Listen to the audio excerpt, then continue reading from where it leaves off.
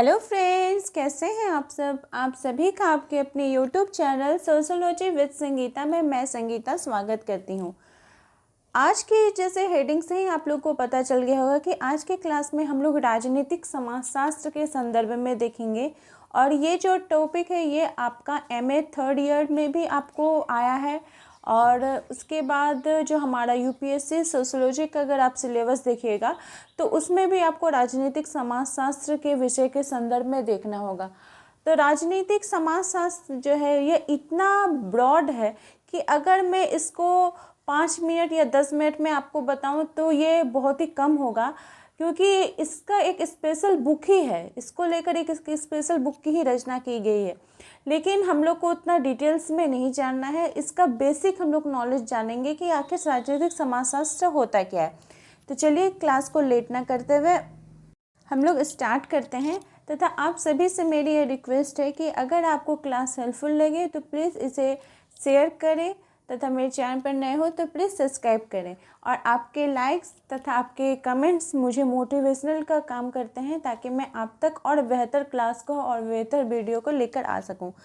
तो राजनीतिक समाजशास्त्र होता क्या है, देखिए इसको आप कभी भी ये मत सोचिएगा ये राजनीतिक समाजशास्त्र है, क्योंकि अगर आप नेट का देखिएगा या फिर पीजीटी का सिलेबस देखिएगा तो उसमें आपको बोल सकता है कि समाजशास्त्र का अन्य विषयों के साथ आपको संबंध बताने को। लेकिन जो राजनीतिक समाजशास्त्र है ये राजनीतिक समाजशास्त्र से बिल्कुल ही पूरे तरीके से अलग है। अगर बात की जाए इसके उद्भव की तो जो 19वीं शताब्दी में जब राज्य और समाज के बीच आपसी संबंध को लेकर इसको लेकर बहुत ही ज़्यादा वाद विवाद उत्पन्न हो गया था, तो 20वीं शताब्दी में द्वितीय विश्व युद्ध के बाद जो सामाजिक विज्ञान था उसको एक अलग अलग विषय के रूप में स्थापित करने पर जोर दिया गया। और इसी को लेकर जर्मन के और अमेरिकी के जो विद्वान थे एक अलग विज्ञान की आवश्यकता महसूस करने लगे, क्योंकि उस समय जो राजनीति का माहौल था वो इतना ही जटिल हो चुका था कि उसको बेहतर समझने के लिए एक अलग विज्ञान की आवश्यकता महसूस होने लगी। तो यही जो आवश्यकता महसूस हुई तो इसी से ही राजनीतिक समाजशास्त्र का उद्भव हुआ। और इसके संदर्भ में प्रथम विश्व युद्ध के दौरान बहुत सारे ऐसे समाजशास्त्री आए, बहुत सारे ऐसे थिंकर्स आए, फिलोसोफर आए जिन्होंने इसके बारे में काम किया। जैसे आपका फेज ड्यूमा हो गए, सीमेंट हो गए, न्यूमा हो गए, फिर हैंस गर्थ हो गए, होरोविच हो गए। तो इन सभी ने इसको लेकर अपना अपना मत दिया, अपने अपने रचनाएं दी, अपने रचनाओं में इसको स्थान दिया। और राजनीतिक समाजशास्त्र को एक अनुशासित और एक राजनीतिक संकल्पना के तौर पे इस विषय की कल्पना की गई।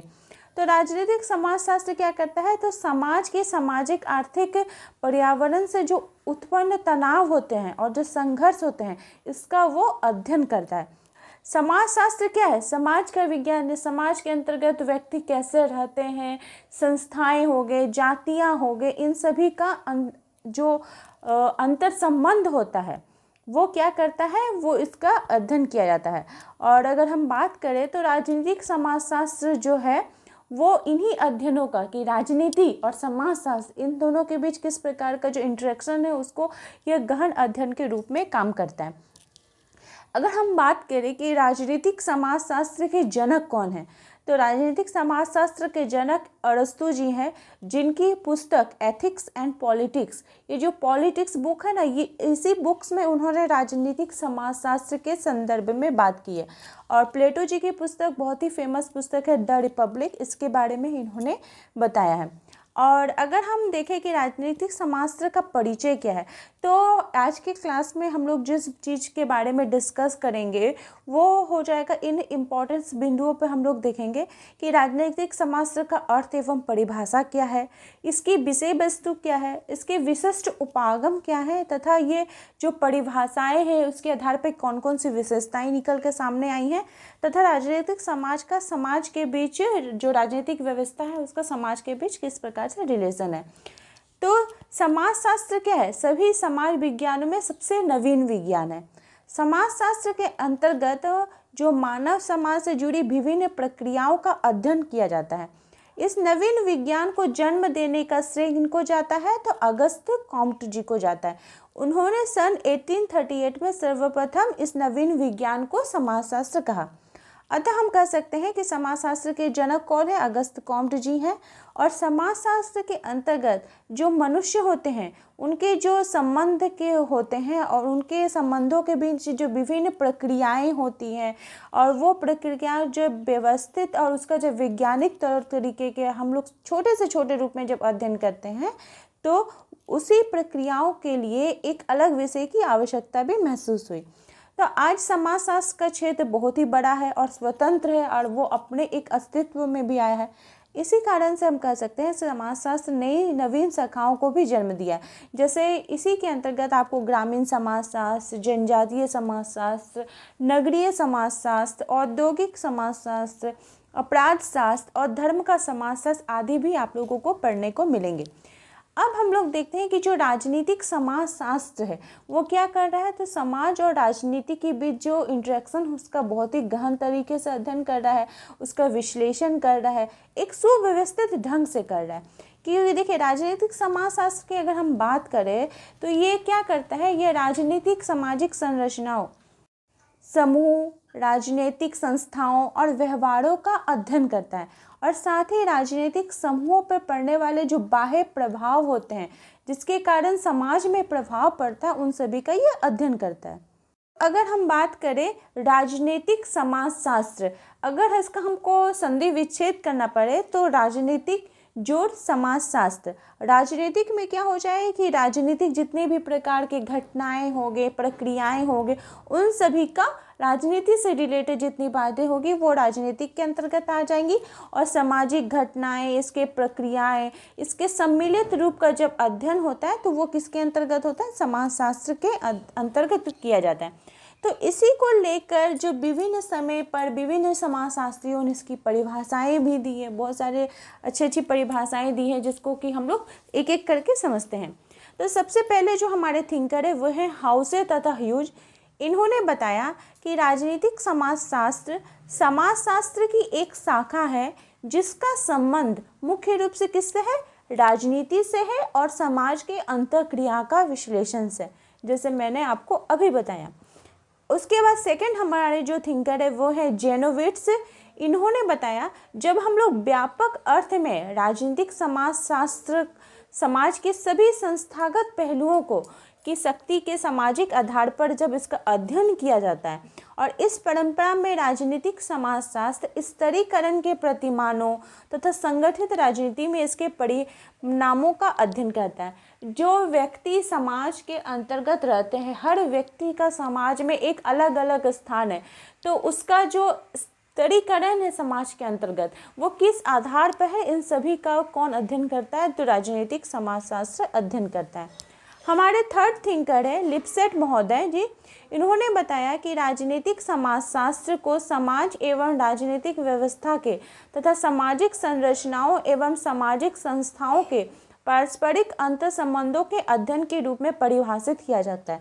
राजनीतिक समाजशास्त्र क्या करता है, समाज और उसके अंतर्गत जो चल रही राजनीतिक व्यवस्थाएं हैं और किस प्रकार से वो सामाजिक संरचना का, वो राजनीतिक व्यवस्थाओं, राजनीतिक संस्थाओं के बीच फिर क्या अंतर संबंध है, इन सभी का अध्ययन करता है।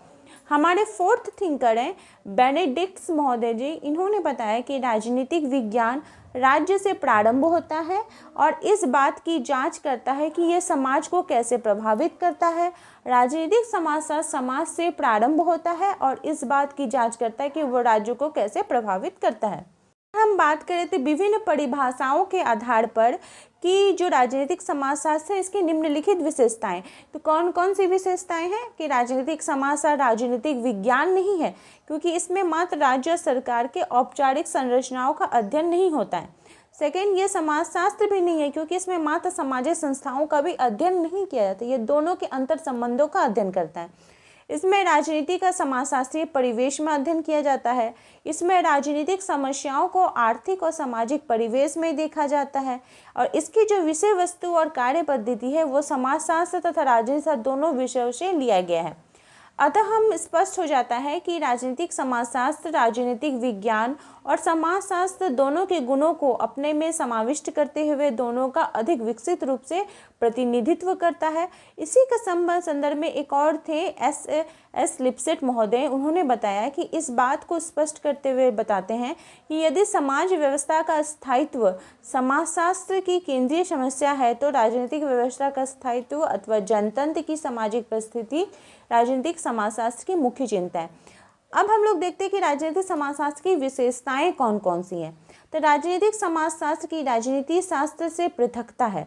यह राजनीतिक शास्त्र पॉलिटिकल साइंस से यह अलग है, क्योंकि राजनीतिक समाजशास्त्र राजनीति शास्त्र से पृथक विज्ञान है, क्योंकि राजनीति शास्त्र के अंतर्गत अधिकतर प्रभावों का अध्ययन करते हैं, जबकि राजनीतिक समाजशास्त्र में घटनाओं तथा संस्थाओं सामाजिक क्रियाओं का अध्ययन सामाजिक राजनीतिक अधिकारों के प्रभावों का अध्ययन करते हैं। मान लीजिए समाज के अंतर्गत कोई क्रांति हो गई, कोई रिवोल्यूशन हो रहा है, तो उसको किस कारण से हुआ, उसके कारण से समाज के अंतर्गत कौन सा प्रभाव पड़ा है, इसका यह गहन अध्ययन करता है। सेकेंड की राजनीतिक समाजशास्त्र की समाज विज्ञान से भिन्नता। राजनीतिक समाजशास्त्र में समाज में होने वाली घटनाओं क्रियाओं एवं अंतःक्रियाओं व्यवस्थाओं की अपेक्षा राजनीतिक संदर्भ में राजनीतिक सामाजिक घटनाओं और व्यवस्थाओं का अध्ययन किया जाता है और ये समाज विज्ञान से पृथक थे। ये सोशल साइंस इसको हम नहीं बोल सकते, क्योंकि ये समाज में होने वाली जो क्रियाएं घटित हो रही हैं, जो राजनीतिक कारण घटित हो रहे हैं, ये इसका विस्तृत रूप में अध्ययन करता है। हमारा थर्ड पॉइंट हम लोग देखते हैं कि राजनीतिक समाजशास्त्र की विशिष्टता। तो वर्तमान समय में इस विज्ञान को विशेष स्थान दिया गया है। यह विज्ञान राजनीतिक तथा समाज दोनों का संयुक्त रूप है, लेकिन राजनीतिक सामाजिक व्यवस्थाओं तथा उसके अध्ययन को यह अपनी अलग विशिष्ट पहचान रखे हुए रहता है।